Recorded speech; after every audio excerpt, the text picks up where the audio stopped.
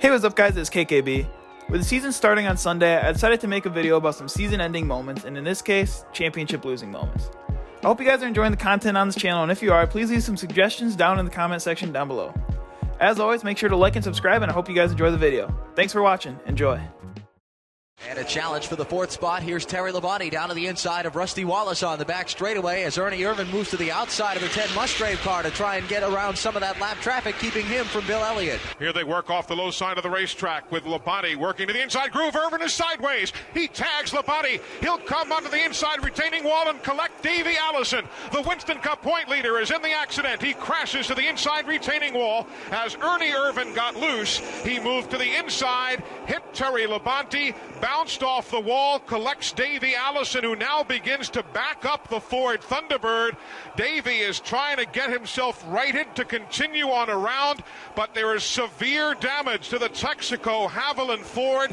Davey Allison frustrated behind the wheel, trying to get that Ford Thunderbird pointed in the right direction. There Ernie goes up high. We see the Ford car, and all of a sudden the car just goes around. He loses control. When he saves it, he comes back right in front of Davey Allison. I think that was the only two cars involved in the crash. Yeah, he knows his championship hopes are over. 10 to go. They come into the restart zone. Kyle Larson, the outside. Carl Edwards on the inside. Green flag back in the air. They're blocking. Good go down low. Carl Edwards into the wall. He got tagged by the 22. Big hits by the 19. And the caution comes back out again. That is exactly what we saw Joey Logano was going to try to do. Big fire of the 78. But that is what we thought was going to happen. Obviously, the wreck isn't what we thought. Martin Truex Jr. needs to get out of this race car. The 22 gets a big run. Carl sees him coming. He goes to block. 22 does not slow up. Stays in the throttle. Big wreck. And the 22 really ended up getting a lot better out of that situation because it looked as though Brad Keselowski laid completely off of him. Here comes the 9. He's got a big run. He'll dive to the bottom of the racetrack. Byron trying to get by the 1. He slides up the racetrack. The 1 into the wall. William Byron dives to the bottom of the racetrack. He'll try to clear Preece. Byron gets up in front of him. Can he hold on to the position? That pass right there may have been for the championship. Byron able to get by Preece. Now he has smooth sailing in front of him as he goes to the wall. Here comes Sadler. Sadler gets into the back of the 18. They stay straight. Sadler even touched the wall. Byron, the 19-year-old rookie phenom whose racing career started on a computer, is looking to win the 2017 title. Coming out of Ford, William Byron is the Xfinity Series champion. Well, I mean, he cost us a championship. I mean, he's not even racing anybody. Was holding us down, and the 9 would have never got to us for that. So you're going to race people like that in this sport, you're not going to make it very far. You got to have respect. So it's definitely a shame to be that close and not pull it off. I just appreciate my race team. I let them down tonight. I should have took care of business when I got to Ryan. But appreciate One Main Financial and all those guys for being here tonight. It's just it's definitely a letdown to lose one like this. Burton, you mentioned it earlier.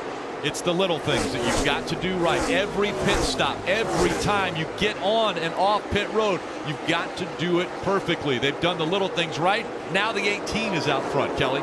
An issue for Martin Truex Jr. He immediately said something is wrong, and now Cole Pearn said we have the tires switched. They messed it up on pit road. It's the right front and left front that are switched on the 19 car, so they've had to immediately call him back to pit road. This is a costly mistake for this 19 team, and one of the things that Cole Pearn had been so proud about this pit crew is he said when they make mistakes, they're little. They haven't made any disastrous mistakes. Well, this is going to be a costly one. He said after the race last week at Texas, he felt like that was when they needed to win. Around goes the 9. Chase Elliott hard into the wall. The back of the car's gone. Wow. Already loose. Yeah, he's got left rear tire down. You can see the quarter panel sparking on the ground. left rear tires come out of these cars, and it can be for a number of reasons, whether it's contact with another car, traveling across that apron in the tri-oval on new tires does a lot of is very stressful on the tire itself, where the sidewall and the tread meet. Hey, road speed. We come, fellas. Can't speed right here.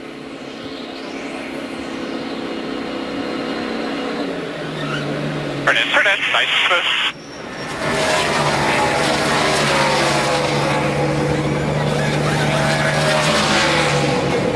Keep an eye on Brandon Harder, left rear. He's the gas man. Gotta get it full. Brandon got to pack it. Got to pack it. Talking to Brandon. He's in it full. Chassis adjustment, 4 tires. That may be the last time that Jimmy Johnson's on pit road. Might have missed the load. Yeah, I think he might be coming back, Doc. Jimmy Johnson is off the pace. And Jimmy Johnson is on the apron on the access road to the inside. Look at the smoke inside the car. And no, that's not coming out of Jimmy's ears. I thought I saw something coming out of the back of the right rear of the car, but I thought maybe it was sand coming up off the track because it was running really high, but it must be something else. Doc? They're thinking it's a drivetrain problem. They're going to look under the car. They got a vibration, something rubbing, and they said maybe it's a drivetrain coming through the firewall. The smoke got worse. Now Jimmy has shut the engine off, fired it back up. And apparently they are done. And the championship for 2012 will not go to Jimmy Johnson. Elliott's got the low line. They're going to go 3 wide. Yeah, that's a great move. You can see Jason Leffler really get loose there. Down in 1-2. Elliott's able to make that pass 2 at a time. Easy! No! Oh, no! What are you doing? Leffler gets into him. Oh, that's terrible. And Almirola gets contact as well, and the caution is out. Clements gets involved. So, Morgan Shepherd.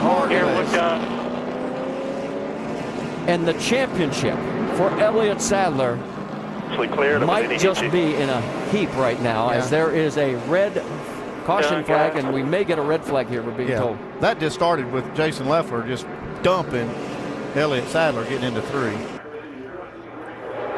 can see the pass here, and Elliott makes the pass really clean, slides back up. I'm sure Jason Leffler's going to say, well, he lifted too soon, but it's your job there to judge off of that car in front of you.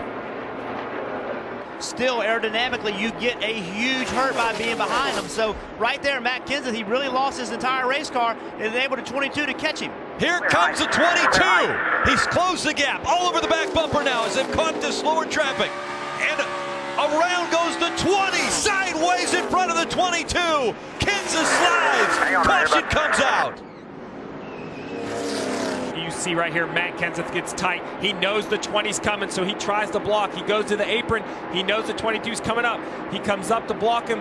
A big block onto the 22, and the 22 drives in, catches him in the left rear quarter panel, spins the 20 out. Matt Kenseth with a great save to stay off the wall, but the damage to the points and the ultimate win has been done. The 20 will have to come get tires. His chance to win today is over. And Matt Kenseth had to do everything he could to block him. Just like I said, he's racing for his championship. If he doesn't block Joey Logano gets on the outside of him and gets around him. So you can't blame Matt Kenseth for trying to block. Right. Be ready. We're coming to the green here right now. Coming to the green. Be ready. Come on. Their single file line. We've got 3 laps of racing to go for the 2003 NASCAR Championship. Green flag. The green flag flies. Here comes Ted. Well, Ted pulled to the inside there. You're not supposed to do that. He pulled to the inside before they got to the start-finish line. It looked like he passed Dennis Setzer. If Ted Musgrave has been black flagged, Travis Kvapil will come out.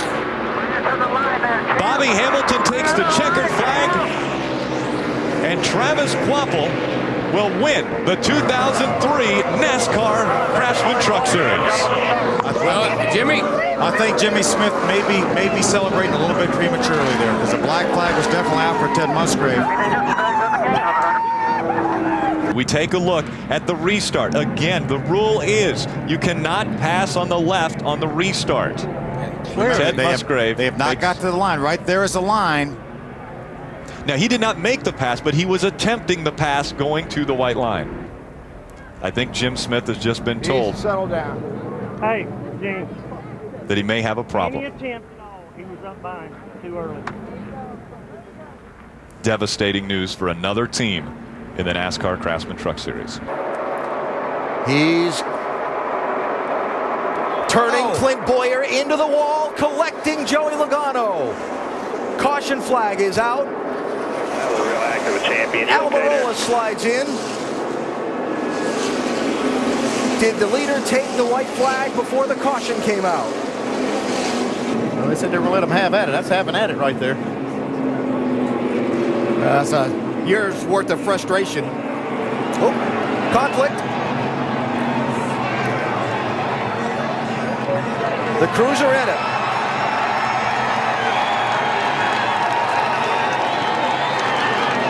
Somewhere in the middle of that is Jeff Gordon.